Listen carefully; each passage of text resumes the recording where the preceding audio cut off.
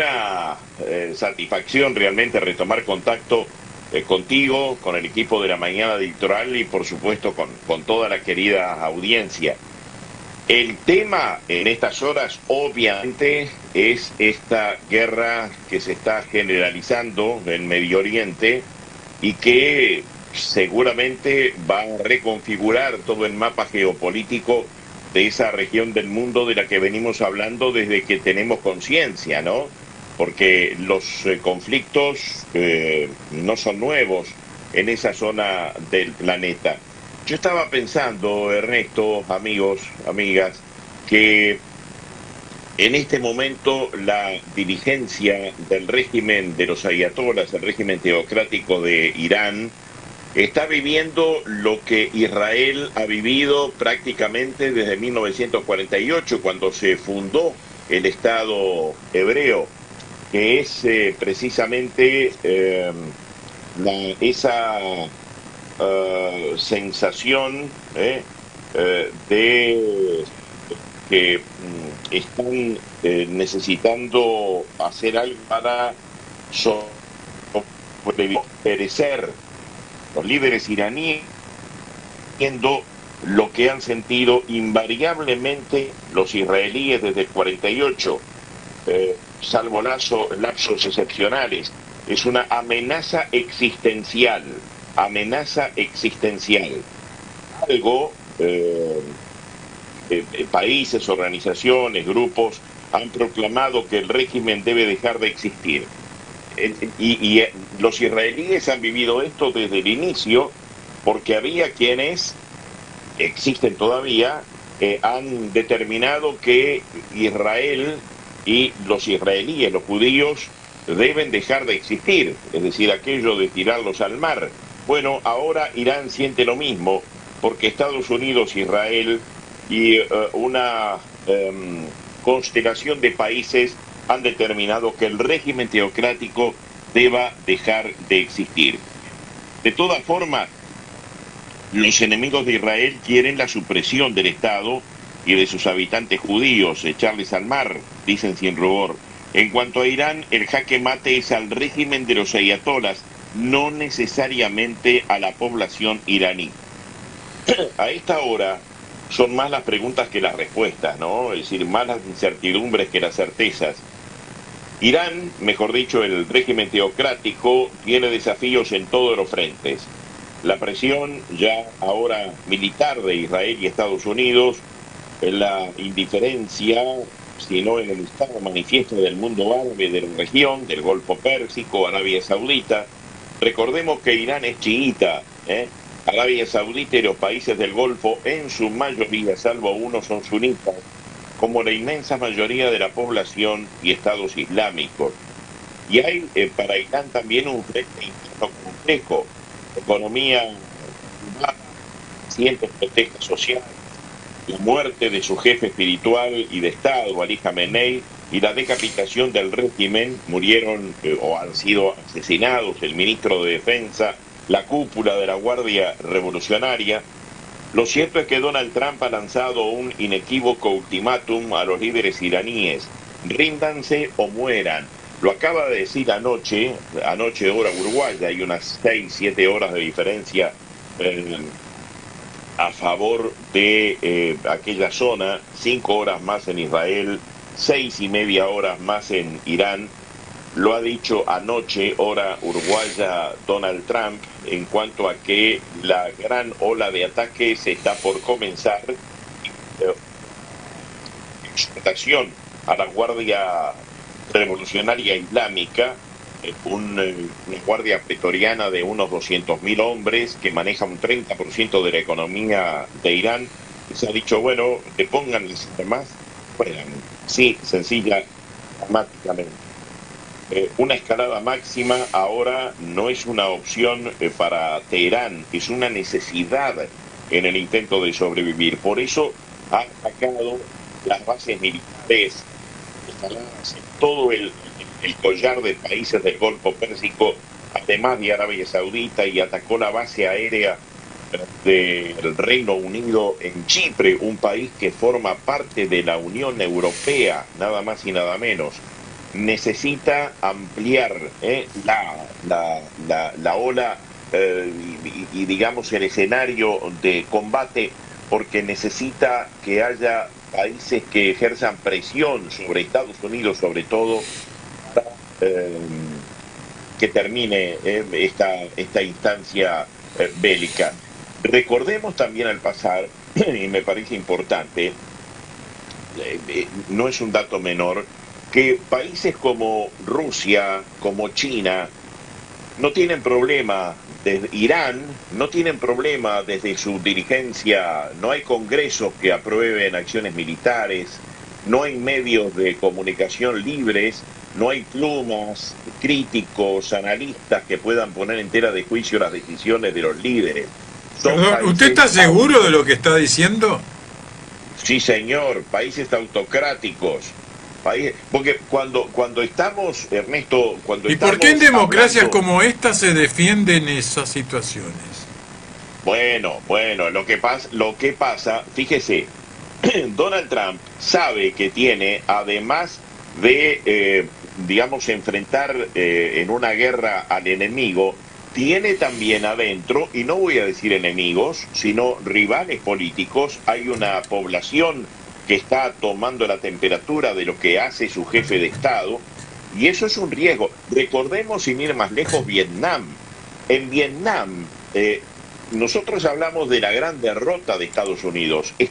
Las fuerzas militares norteamericanas en Vietnam nunca perdieron una batalla. Repito, las fuerzas norteamericanas en Vietnam nunca perdieron una batalla. Lo que sí hubo fue un constante la constante muerte de soldados norteamericanos en trampas, en emboscadas, en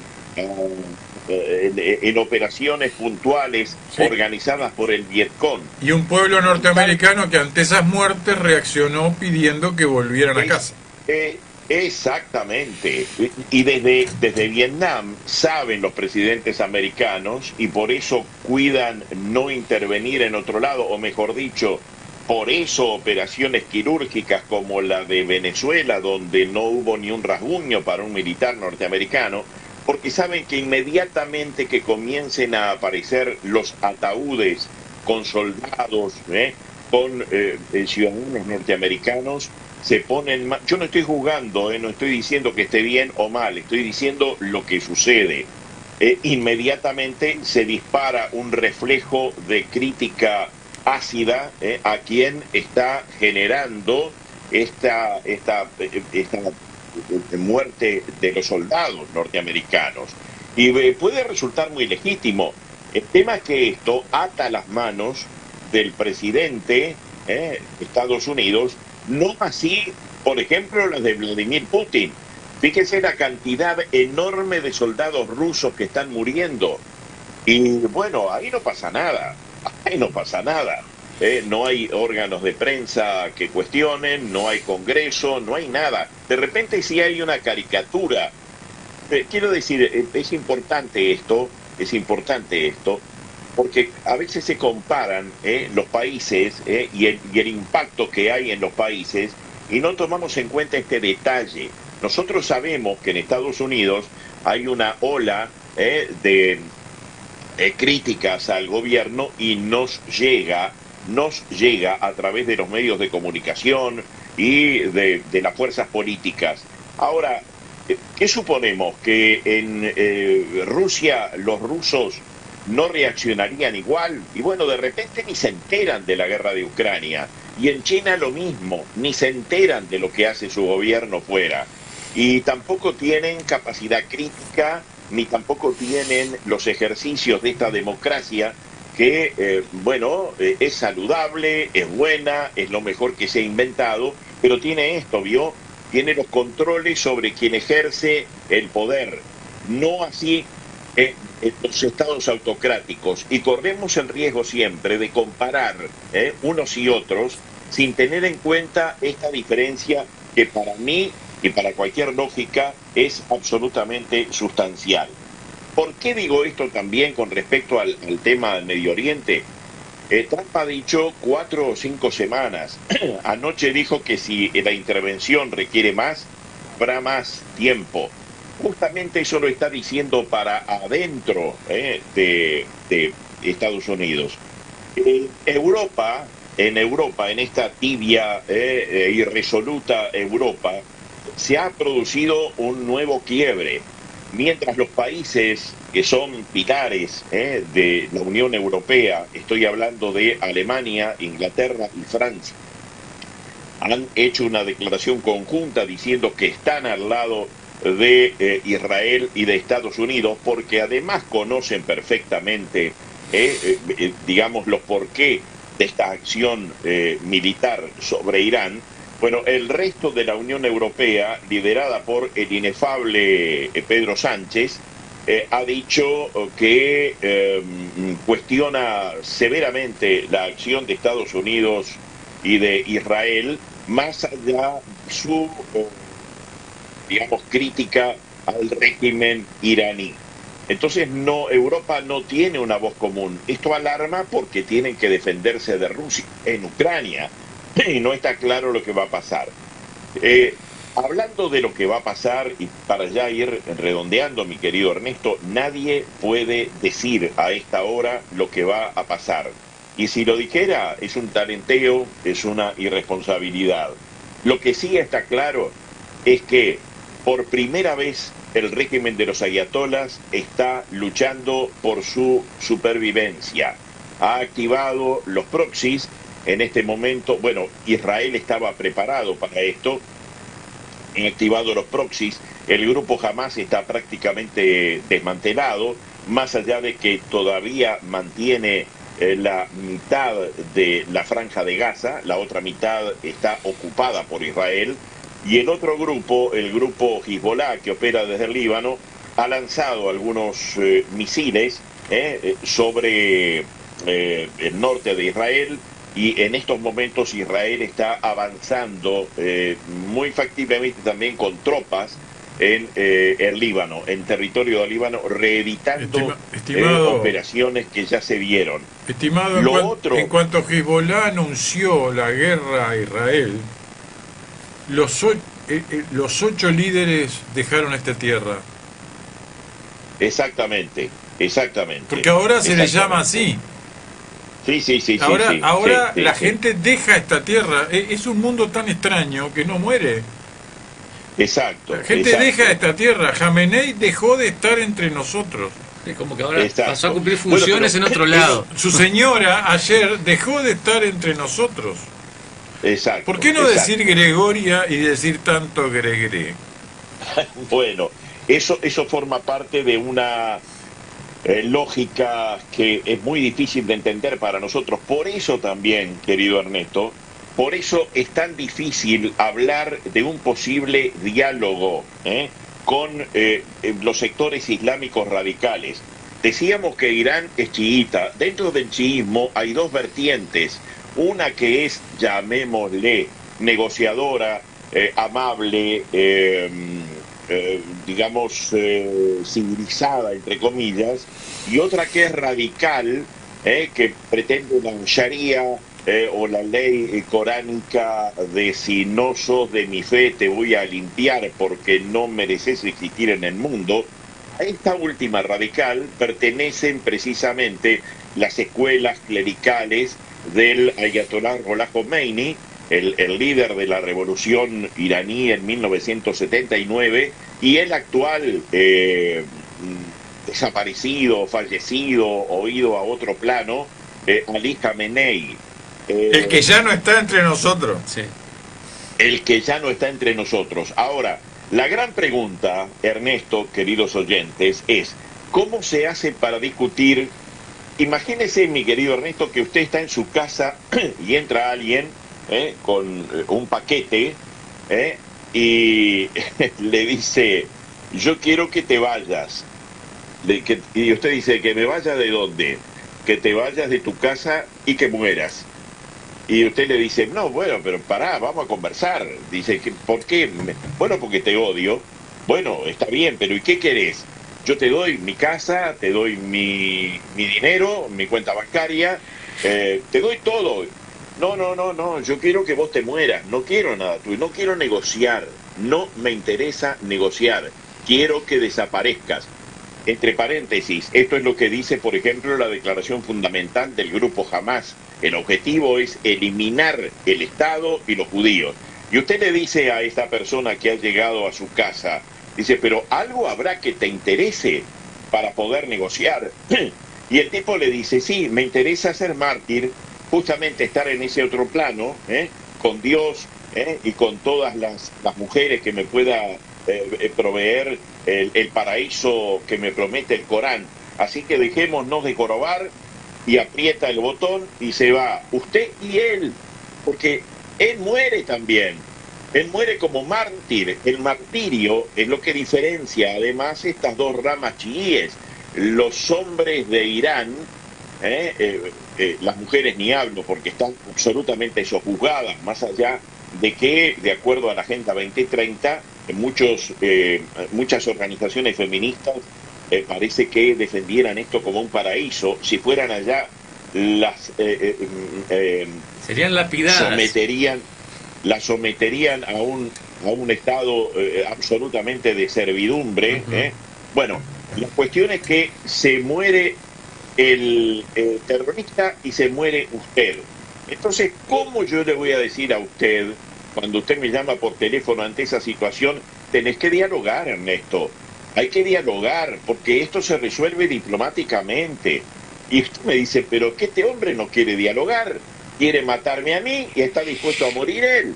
¿Pero cómo está dispuesto a morir él? ¿Está loco? No, él siente que muriendo va al paraíso. Jaque mate. A mí que me expliquen cómo se puede negociar con una persona, una organización, un régimen que tenga esta lógica. Que me lo digan y yo lo entiendo. No hay tutía. Y esto es real. Esto, mire, que no es una exageración. Esto es real. Bueno, con esa gente, Hezbollah, el régimen iraní teocrático, no el pueblo iraní, que ha salido valientemente a las calles para protestar por el problema económico, por el tema del sojuzgamiento y la falta de libertad. Esos son héroes. Sí. Esos son héroes. Estimado Daniel, es el mismo pueblo iraní que en 1979, otra generación, salió a las calles para derrocar a Reza Pahlavi y pedir la llegada de Khomeini a Irán. Sí, señor. Bueno, hoy... No para agregar a la discusión, sino para ponerlo en contexto. Bueno, ese Ernesto, es uno de los problemas hoy por hoy. ¿Por qué? El hijo del Shah Mohammad Reza Pahlavi, que era un hombre también de mano firme, de mano dura, pro-occidente, el hijo del Shah Mohammad Reza Pahlavi, que vive en Estados Unidos, es planteado por Estados Unidos. Vamos a entendernos, Ernesto. Yo cuando hablo de esto, no estoy endiosando al tío Sam. No, lo entiendo. Yo simplemente le dije, porque el mismo pueblo que hoy está en esta situación de opresión, esperaba otra cosa. Exactamente. Hoy los iraníes, el pueblo iraní está dividido. Es decir, hay una parte que es devota del régimen teocrático, de los líderes clericales, de los ayatolas, y hay otra parte fundamentalmente liderados por los estudiantes y cierta, llamémosle, clase media, que está, ofrendando su vida. Ha habido miles y miles y miles de muertos en las protestas populares, muertos por represión, entendámonos, intentando justamente que el régimen iraní sea volteado y que venga otra cosa. El tema es que Estados Unidos quiere imponer, e Israel también, al hijo del Shah. Y al hijo del Shah no lo traga la mayoría de la población iraní. Es decir, no han olvidado que antes del régimen autocrático de Khomeini había un sistema usado en aquella... darse también, mirando esto, saltando de un tema a otro, los hutíes de Yemen. Porque, a ver, vamos cerrando, estimado. Irán, Exactamente. La embajada de Estados Unidos en Arabia Saudita atacó una refinería petrolera, cerrado el estrecho de Hormuz y ha atacado un 25% el petróleo de otros países con destinatarios de este asiático y un 20% que sale del Golfo Pérsico, incluido iraní, lo que, digamos, por nota de máxima atención. Los hutíes de Yemen pueden atacar en cualquier momento. Arabia Saudita e Irán están enfrentados en Yemen. Los hutíes tienen el respaldo de Irán, el que era gobierno yemenita tiene el respaldo de Arabia Saudita, pero ahora Israel acaba de establecer acuerdos con Somalilandia, que es un pequeño estado cercano a Yemen. Ese acuerdo le permite a Israel controlar más cercanamente a los hutíes. Es un tablero que se ha incendiado, donde las piezas se están moviendo y donde es muy arriesgado decir lo que va a pasar. Lo único seguro, querido Ernesto, para concluir, es que las cosas no van a ser como antes. El tiempo es muy importante, el tiempo político, el tiempo, recursos militares, para saber a dónde va el mundo, porque en cierta forma hoy el mundo, que tiene el incendio de Rusia en Ucrania, el incendio de Pakistán y Afganistán también en guerra abierta, ahora sumado en Medio Oriente llamas. Nosotros no estamos lejos de la guerra, no digo solamente el tema del petróleo. Hezbollah atacó la embajada de Israel en Buenos Aires, detrás del atentado a la AMIA, hay cerca de la cosa. Planeta, abramos los ojos, apelemos a nuestra capacidad para jugar sin pasiones que nos lleven por caminos equivocados. Eso es lo que debidamente veo a ustedes y a mí, mi querido Ernesto. Un abrazo enorme, nos reencontramos en cualquier momento. Gracias, Daniel, y la próxima semana será con un profesor septuagenario. Gracias y hasta la próxima.